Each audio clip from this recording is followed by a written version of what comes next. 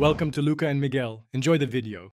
You start by confirming the data spike is equipped and the compatible gadget is in hand. This is essential because activation only works when items are active. Once done, approach the target terminal or lock door and watch for the data spike prompt to appear on screen. Make sure the game is patched to the latest version so scripts run predictably. Outdated firmware can cause failures.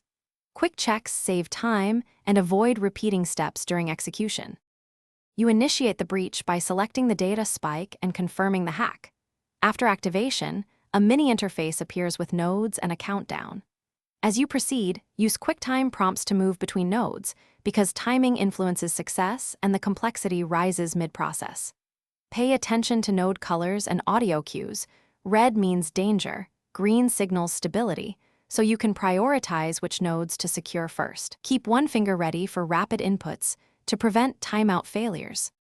You finish by completing the final node sequence and extracting the payload.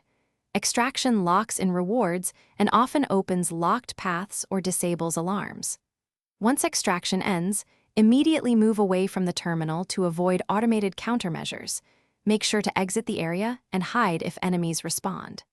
If the hack fails, reload the last checkpoint and repeat the same node order while adjusting timing. This troubleshooting tip resolves most issues caused by mistimed inputs or random node behavior. Thanks for watching and please subscribe. It's the best investment you'll ever make.